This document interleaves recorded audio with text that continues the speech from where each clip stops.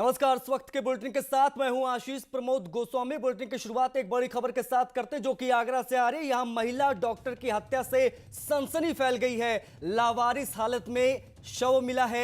महिला डॉक्टर के बॉयफ्रेंड पर हत्या का शक है। मेडिकल कॉलेज में यह डॉक्टर तैनात थी। तो ये इस वक्त की बड़ी खबर आगरा से हम आपको बता दें कि आगरा में लावारिस हालत में लाश मिली है। महिला डॉक्टर का यह शव बताया जा रहा है। बॉयफ्रेंड पर हत्या का शक जताया जा रहा है। ये आगरा से इस वक्त की खबर। महिला डॉक्टर की हत्या का यह पूरा मामला है। थाना डौकी इलाके में महिला डॉक्टर का शव बरामद हुआ है। उधर सीतापुर में दो पक्षों में हुई फायरिंग की तस्वीर सामने आई है। दोनों पक्षों में भैंस को लेकर विवाद हुआ था, जिसमें दोनों तरफ से की गई कई राउंड फायरिंग। गोलीबारी में एक शख्स के घायल होने की खबर भी है। मौके पर पहुंची पुलिस ने आरोपियों की तलाश शुरू कर दी है।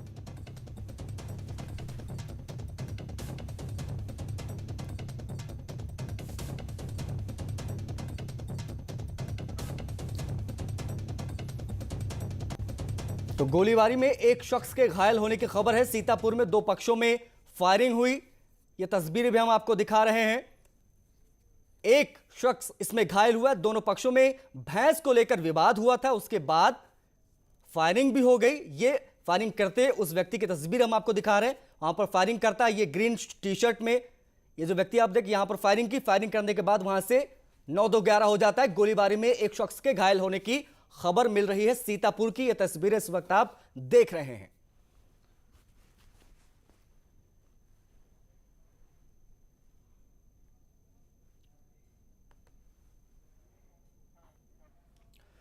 ललितपुर में हैंडपंप से पानी नहीं बल्कि शराब निकलती है। जी हां, चौंकिए मत, ऐसा ही कुछ ललितपुर में देखने को मिला है। यहां आबकारी और पुलिस विभाग की संयुक्त टीम ने एक ऐसे ही हैंडपंप को खोज निकाला है। मामला तालबेहट कोतवाली का है, जहां अवैध शराब का गढ़ कबूतरा डेरा पर आबकारी और पुलिस विभाग की टीम दबिश देने पहुंची थी, जहां से 100 लीटर अवैध शराब, एक भट्टी और 5000 किलोग्राम लहन को नष्ट किया गया। कार्रवाई के दौरान आबकारी और पुलिस विभाग की टीम उस वक्त दंग रह गई जब उसे एक हैंडपंप ऐसा मिला जिससे पानी की जगह शराब निकल रहा था। काफी जांच पड़ताल के बाद पता चला कि अवैध शराब कारोबारियों ने पुलिस के डर से जमीन के अंदर कच्ची शराब का ड्रम छिपा कर रखा हुआ था, जिस वजह से हैंडपंप से पानी नहीं बल्कि शराब निकल रहा था।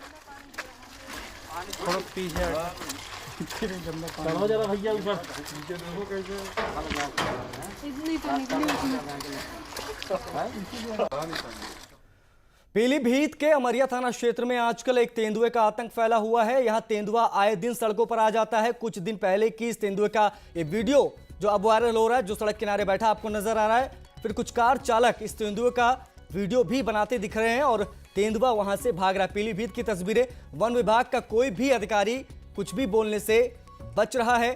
पीलीभीत की यह तस्वीर जहां पर तेंदुआ रिहायशी इलाकों में घूमता नजर आ रहा है, सड़क पर घूमता नजर आ रहा है। कार में बैठे कुछ लोगों ने इस तेंदुए का वीडियो बनाया है। आए दिन सड़क पर तेंदुआ आ जाता है और कभी भी घटना घट सकती है। देवरिया में पीडब्ल्यूडी विभाग कागजों पर तेजी से काम कर रहा है। यहां ऑन पेपर्स चमचमाती सड़कें हैं, लेकिन जमीनी हकीकत कुछ और है।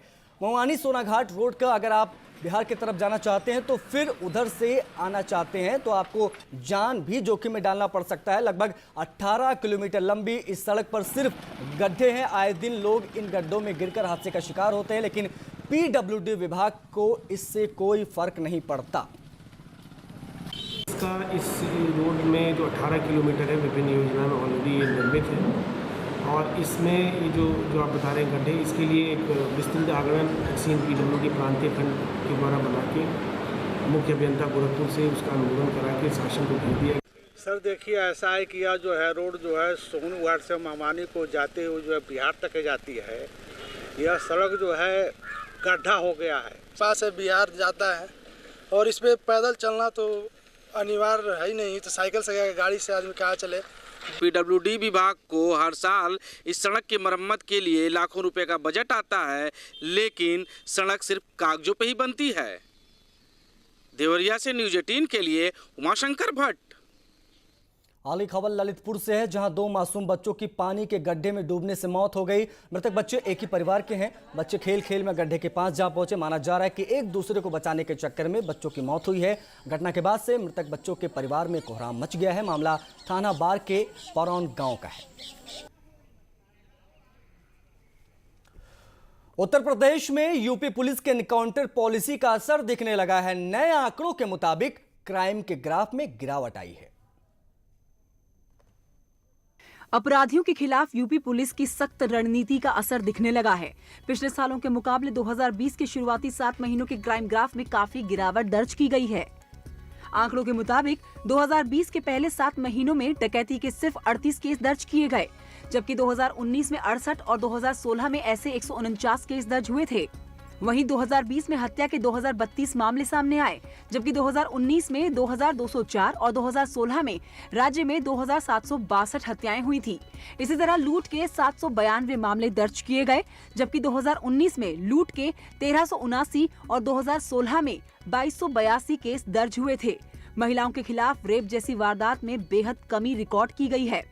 2020 में अब तक रेप के 1216 केस दर्ज किए गए, जबकि 2019 में 1692 और 2016 में 1982 रेप के मामले सामने आए थे। मुख्यमंत्री योगी आदित्यनाथ ने अपराध और अपराधियों के खिलाफ जीरो टॉलरेंस की नीति के तहत पुलिस को कार्रवाई करने के निर्देश दिए थे। महिलाओं के खिलाफ अपराधों पर भी अंकुश के कड़े निर्देश दिए हैं। ट्रिपल तलाक के खात्मे को 1 साल पूरे हो चुके हैं और इसका असर भी यूपी में बड़े पैमाने पर दिखाई दिया है। यूपी सरकार ने मुस्लिम महिलाओं के खिलाफ अत्याचार रोकने में मिसाल कायम की है। उत्तर प्रदेश की योगी सरकार ने मुस्लिम महिलाओं के खिलाफ अत्याचार को रोकने में भी मिसाल कायम की है। ट्रिपल तलाक के खिलाफ कानून बनाने के बाद पहले 1 साल यानी 365 दिन में यूपी पुलिस ट्रिपल तलाक देने वाले 265 आरोपियों को गिरफ्तार कर चुकी है। जब से माननीय मोदी जी की सरकार ने ट्रिपल तलाक के ऊपर कानून बना दिया है और ये जो कुप्रथा थी इसको खत्म कर दिया है, इससे बहुत तेजी के साथ में गिरावट आई है। बहुत इसके जो परिणाम आए हैं वो बहुत अच्छे आए हैं। कानून बनने के बाद पहले 1 साल में पुलिस ने 3 तलाक के खिलाफ 1434 एफआईआर दर्ज की। इनमें 50 की जांच पूरी कर अंतिम रिपोर्ट भी लगा दी गई, जबकि 1000 से ज्यादा मामलों की जांच चल रही है। लेकिन जिन लोगों का मकसद इससे सियासी फायदा हासिल करना था, उन्होंने एक पूरा प्रोपेगेंडा चलाकर मुस्लिम कम्युनिटी को बदनाम करने की कोशिश की और वो कहीं न कहीं अपने सियासी फायदे को हासिल करने में कामयाब भी रहे। कानून बनने के बाद यूपी में ट्रिपल तलाक के सबसे ज्यादा 183 मामले आगरा, मेरठ से 162, कानपुर से 133 और बरेली से 106 केस सामने आए। तो कानपुर पुलिस अब तक संजीत का शव बरामद नहीं कर पाई है, लेकिन पुलिस अब संजीत का सामान और वो बैग बरामद करने के प्रयास कर रही है, जिसमें फिरौती की रकम दिए जाने की बात कही गई थी। बैग की तलाश के लिए पुलिस लगातार कई जगहों पर सर्च ऑपरेशन चला रही है, लेकिन अभी भी पुलिस को बैग नहीं मिला है। जो अभियुक्त हैं उन्होंने ये बताया था कि जो बैग था उसको जिन जिन स्थान पे उन्होंने उस बैग को लेके गए और फेंका, उन जगह पे हम पूरा पुलिस की टीम लगा के सर्च करवा रहे हैं। अभी तक कुछ बरामदगी नहीं हुई है, लेकिन टीम्स को हमने लगा रखा है और उसको पार्ट्स में जितने भी जगह बताई जा रही हैं उनको डिफरेंट पार्ट्स में डिवाइड करके हम वहाँ पे सर्च करवा रहे हैं। तो सीएम योगी की पहल पर गोरखपुर की छात्रा को इलाज मुहैया करवाया गया है। दिल की बीमारी से लड़ रही छात्रा को सीएम ने बाकायदा खत लिखकर बेहतर स्वास्थ्य की कामना की है। साथ ही पढ़ाई आगे जारी रखने की बात भी कही है। बीएड की छात्रा है मधुलिका मिश्रा, दिल की बीमारी से जूझ रही थी। उसके दोनों वाल्व खराब हो गए थे। मुख्यमंत्री राहत कोष से 9,90,000 की आर्थिक सहायता मुहैया करवाई गई है।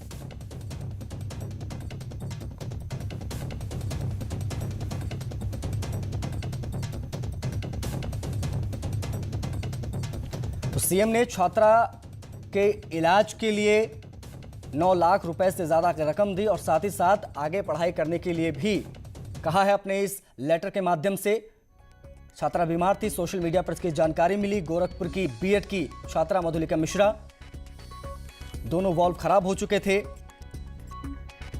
इस बीच में मुख्यमंत्री योगी आदित्यनाथ ने मदद का ऐलान किया।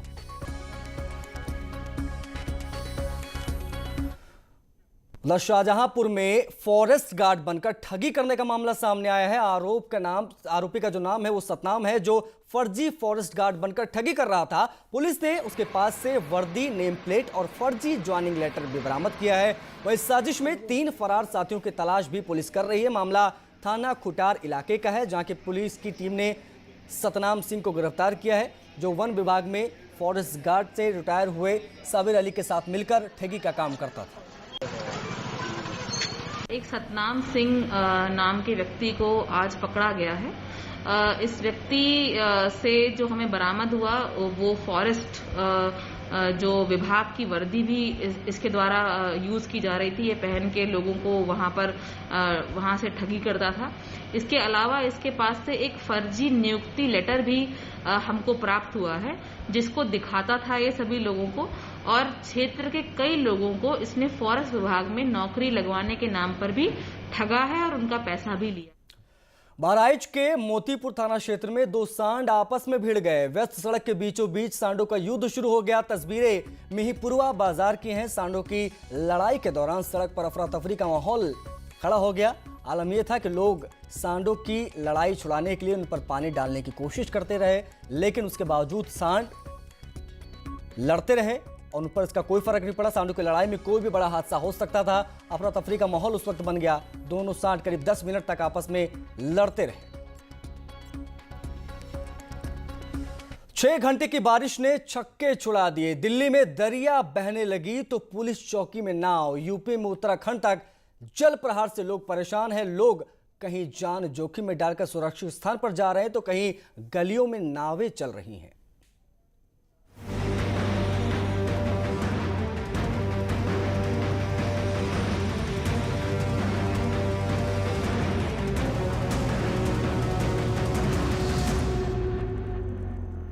बारिश ने बिगाड़ी सूरत।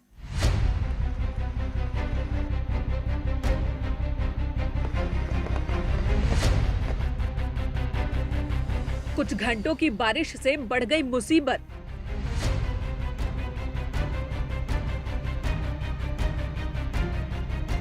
कहीं रफ्तार पर ब्रेक,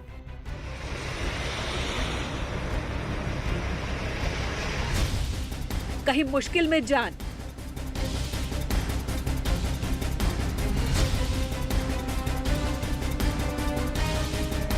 गंगा उफान पर है।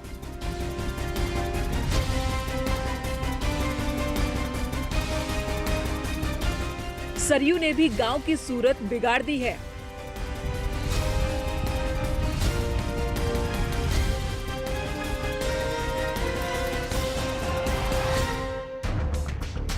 पहाड़ से लेकर मैदान तक पानी के प्रहार से लोग परेशान हैं। दिल्ली में जल भराव से न सिर्फ गाड़ियों की स्पीड कम हो गई, बल्कि पानी ने रास्ता रोक लिया। ये तस्वीरें दिल्ली के विनोद नगर की हैं। कुछ घंटे की बारिश में सड़क पर बाढ़ आ गई। सड़क पर पानी की धार इतनी तेज थी कि बाइक सवार का बैलेंस बिगड़ गया। मंजिल तक पहुंचने से पहले ही फंस गया। वहीं लाल किले के आसपास के इलाके में भी सड़क पर पानी भर गया था। ये दिल्ली के साकेत कॉलोनी की तस्वीरें हैं। सर्विस लेन में कार खड़ी थी और तेज बारिश में बाउंड्री वॉल कोलैप्स हो गई और कई कारों को अपनी जद में ले लिया।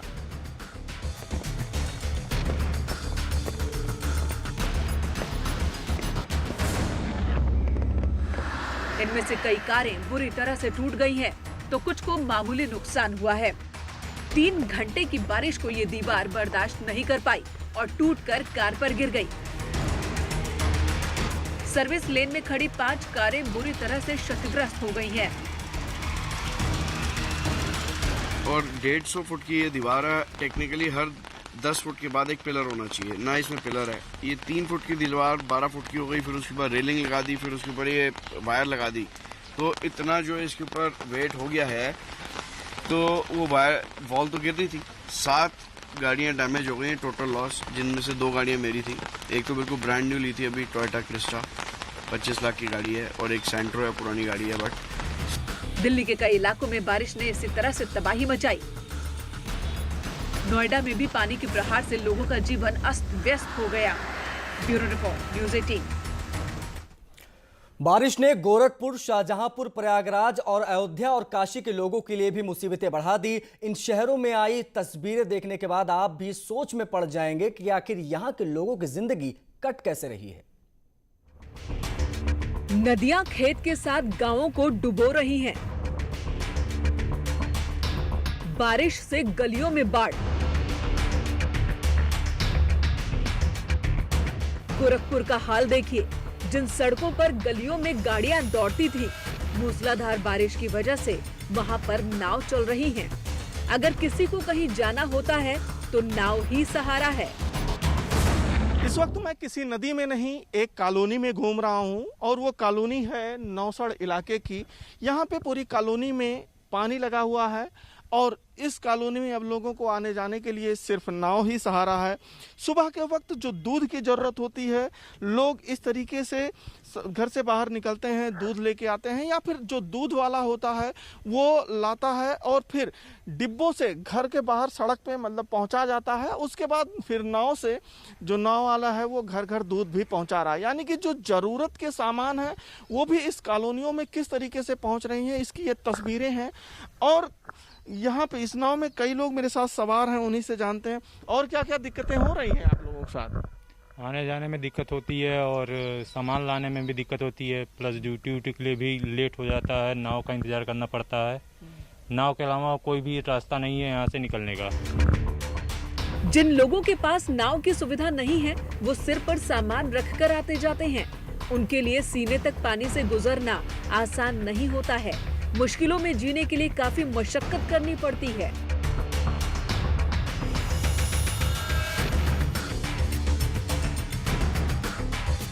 शाहजहांपुर में भी बाढ़ ने लोगों की जिंदगी मुश्किल में डाल दी है। यहाँ गंगा नदी का जलस्तर लगातार बढ़ रहा है। गांव में पानी घुस चुका है, सड़कों पर सैलाब है। नतीजा, आने जाने में परेशानी हो रही है। जिस बाइक पर बैठकर लोग फर्राटा भरते थे, सड़क पर पानी आने की वजह से अब धक्का मार कर ले जाना पड़ रहा है। बड़ी गाड़ियों के लिए इस रास्ते से गुजरना आसान नहीं है। खतरे में जान डालकर लोग अपने बच्चों को सुरक्षित स्थान पर ले जा रहे हैं। करीब 12 से ज्यादा गांव बाढ़ से प्रभावित हैं और सैकड़ों एकड़ फसल नष्ट हो चुकी है। शाहजहांपुर के गंगा नदी में बाढ़ का कहर जारी है। आप देख सकते हैं किस चीज से ये जो गंगा नदी है और रोड पर टापू बन गया है। यहाँ पर जो आने जाने वाले ग्रामीण हैं उनको भारी दिक्कतों का सामना करना पड़ रहा है। सबसे अहम बात है कि ग्रामीण क्षेत्रों में गांव के लोग बीच में फंसे हुए हैं, उनको प्रशासन की तरफ से किसी तरीके से मदद नहीं मिल पा रही है। गांव में पानी भरा हुआ है, रहने की कहीं जगह नहीं है, प्रशासन सुनवाई नहीं कर रहा है, कोई देखने भी नहीं आ रहा है। क्या खाने पीने का इंतजाम हुआ जानवरों का, लोगों का? कुछ नहीं मिल रहा है। चारों तरफ दबोए गाँव। तो कितना मुसीबत का सामना करना पड़ा, दिन रात कैसे जो है कट रहा है? इसलिए गन्ना है, गन्ना काना चलो वो डूबी को सकल बगाड़ी आती भाव चली गई। अब बच्चन गौ रोड पे का खवा में। ये तस्वीरें अयोध्या की हैं। सरयू किनारे बसे गांव में पानी घुस गया है। पानी इतना ज्यादा बढ़ गया है कि ऊंची सड़कें भी पूरी तरह से डूब चुकी हैं। हालात को देखते हुए सड़क किनारे लाल रंग की झंडी गाड़ दी गई है ताकि लोग इस रास्ते का इस्तेमाल न करें। अयोध्या के रुदौली तहसील के निचले इलाके के गांव इसी तरह से जलमग्न हैं। लोग अपने घर छोड़कर ऊंचे स्थान की ओर जा रहे हैं। कुछ लोगों ने सड़कों पर ही डेरा डाल दिया है। हालांकि नाव से लोगों की मदद की जा रही है, लेकिन ये काफी नहीं है। परिवार है और मेरे अपने क्षेत्र में 271 परिवार हैं। कौन सा एरिया आपका? मेरा एरिया मांगू पूर्वा मजरे सनरी, मांगू पूर्वा मजरे पसैया, सुलेमपुर मजरे उधरोगा। इन सब में बंधे जो एरिया बताया सब में पानी है? पानी जी। तो लगभग कितनी संख्या में लोग हैं ये लोग? ये 271 परिवार हैं। अच्छा। इनको 271 परिवार को लगभग अभी 100 कुंटल भूसा आ रहा है सबको, और बाकी लोगों को भूसा बढ़ चुका है। राशन, लाई, आलू, राशन के उनको 2-2 बार। जिला प्रशासन मदद करने की बात कह रहा है, लेकिन ग्रामीण अधिकारियों के दावों की पोल खोल रहे हैं। ये नाव को बता रहे हैं, 2 नाव, एक नाव आती है। अच्छा। अब कोई नाव के पते नहीं रहती कहाँ रहती है। अच्छा, तो उसके लिए आपने किसी अधिकारी से शिकायत नहीं किया? शिकायत करो वो नहीं सुनी जाती। यहाँ जिससे कहो तो गाड़ी दिए, उससे क्या कैसे के काव का है। और जो खाद्य सामग्री क्या क्या दी जा रही है आप लोग को? यहाँ लाई दी गई है, चावल दिए हैं, आलू दिए हैं, सड़ा सड़ा आलू दिए हैं। वो रोड पे पड़ा हुआ है, आपके लिए देख लीजिए। एक और सरयू गांवों को डुबो रही है तो दूसरी तरफ गंगा में भी उफान है। किसानों की फसलें बर्बाद हो चुकी हैं और किनारों को नदियों ने अपनी जद में ले लिया है। गंगा की रेत पर लगी खरबूज और तरबूज की फसल पूरी तरह से पानी में डूबी हुई है, जिससे किसान काफी मायूस हैं। भारी बारिश की वजह से गंगा का पानी तेजी से बढ़ रहा है। वृद्धि हो रही है और लगता है हनुमान जी 2-4 दिन में स्नान कर लेंगे संभवतः। आप लोग काफी आगे थे सामान्य। हाँ, तो धीरे जैसे जैसे जल का स्तर बढ़ता आ रहा वैसे वैसे ये सब घाट, दुकानें या जो भी लोग यहाँ उपस्थित रहते सब पीछे की ओर चलते हुए जा रहे हैं और गंगा मैया भी धीरे धीरे आगे की ओर आ रही हैं। वाराणसी में भी गंगा का पानी तेजी से बढ़ रहा है। गंगा घाट के कई मंदिर डूब चुके हैं। गंगा किनारे शिव मंदिर की ये तस्वीर देखिए। ये मंदिर आधा पानी में है और यहाँ पर स्थापित शिवलिंग तक पानी पहुँच चुका है। तेजी से बढ़ते पानी को देखते हुए किनारे पर रहने वाले लोगों को अलर्ट कर दिया गया है। यानी कुछ घंटे की बारिश से न सिर्फ सड़कें जाम हैं, गलियों में पानी भरा है, बल्कि नदियों में भी काफी तेजी से पानी बढ़ रहा है। Bureau report, news 18। उत्तराखंड में भी बारिश ने छक्के छुड़ा दिए हैं। पहाड़ से हैरान करने वाली तस्वीरें आई हैं तो वहीं कर्नाटका और मध्य प्रदेश में भी जल स्ट्राइक से जान जोखिम में है।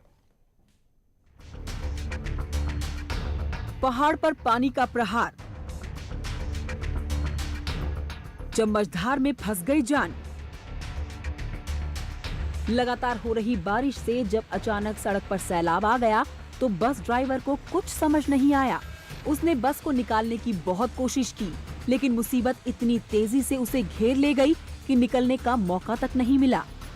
उत्तराखंड के रामनगर की तस्वीरें हैं ये। NH 309 से होकर ये बस गुजर रही थी, लेकिन धनगढ़ी के पास बरसाती नाले में अचानक पानी बढ़ गया और ये बस मझधार में फंस गई।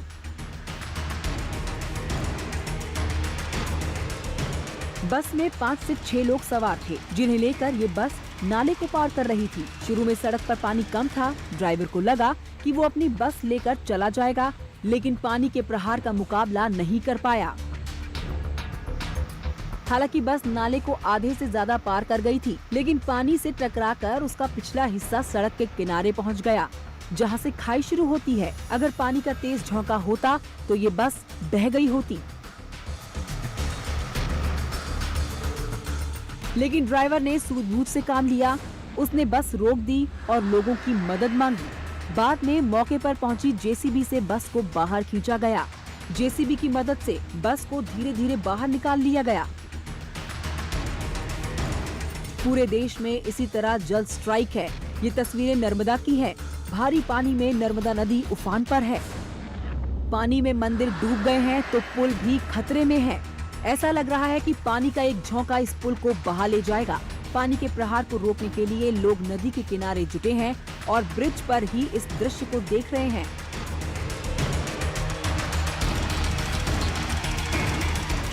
मध्य प्रदेश के बैतूल की स्थिति भी काफी भयावह है। सड़कों पर पानी भर जाने से आने जाने वालों को काफी मुसीबतों का सामना करना पड़ रहा है। देखिए लोगों की हालत कैसी हो गई है। अपनी गाड़ियों को धक्का देकर ले जा रहे हैं। कर्नाटक में भी बाढ़ का असर दिख रहा है। गांव पानी में डूब गए हैं तो घरों में पानी घुस गया है। सड़कें दरिया बन गई हैं। चारों ओर समुंदर जैसी तस्वीरें देखी जा सकती हैं। Bureau report, news 18। अमेठी के एसपी का मंत्री के पैर छूते हुए वीडियो वायरल हो रहा है। वीडियो में सादी वर्दी में मंत्री के पैर छूते कप्तान साहब नजर आ रहे हैं। अमेठी के एसपी हैं। हालांकि इस पर एसपी ने सफाई भी दी और कहा है कि सार्वजनिक कार्यक्रम में नहीं बल्कि एक निजी मुलाकात में मंत्री का पैर छुआ था। वायरल वीडियो में मंत्री राजेंद्र सिंह उर्फ मोती सिंह का पैर छूते हुए एसपी अमेठी नजर आ रहे हैं। सुप्रीम कोर्ट ने कर दिया है कि सुशांत केस की जांच अब सीबीआई करेगी। सुप्रीम कोर्ट ने महाराष्ट्र सरकार को जांच में सहयोग करने का आदेश दिया है। पूरे मामले पर आज न्यूज 18 के आर पार शो में बिहार के डीजीपी गुप्तेश्वर पांडे भी जुड़े। उन्होंने कहा कि अगर मीडिया ना होता तो 14 जून को इस दुनिया से चल गया होता बिहार का बेटा सुशांत राजपूत। 6 दिन के अंदर न्यूज से गायब हो गया होता। ये जो मीडिया ट्रायल हुआ ये बंद होना चाहिए। ये जो मीडिया ट्रायल हुआ, जो मीडिया ने इतना कुछ रिपोर्ट करा, वो बंद हो जाना चाहिए। आप मीडिया के रोल के बारे में क्या कहना चाह रहे हैं? देखिए, मीडिया रायल को अगर मैं तो एक ही लाइन में अपनी प्रतिक्रिया दूंगा कि अगर मीडिया नहीं रहता, लोकतंत्र का चौथा स्तंभ, तो 14 जून को जो यहाँ से इस दुनिया से चला गया वो बिहार का बेटा 20 तारीख तक 6 दिन के अंदर ये न्यूज से बाहर था। मुंबई में भी 20 तारीख के बाद किसी अखबार में और किसी न्यूज में कोई उसका न्यूज नहीं था। आज मीडिया का ही योगदान है और सिर्फ मीडिया का योगदान है कि इतने लोगों की संवेदना इसके साथ जुड़ी और आज इस मुकाम पर पहुंचा है कि अब ये उम्मीद बनी है कि इसमें न्याय हो जाएगा। इसी के साथ इस बुलेटिन में फिलहाल इतना ही। नमस्कार।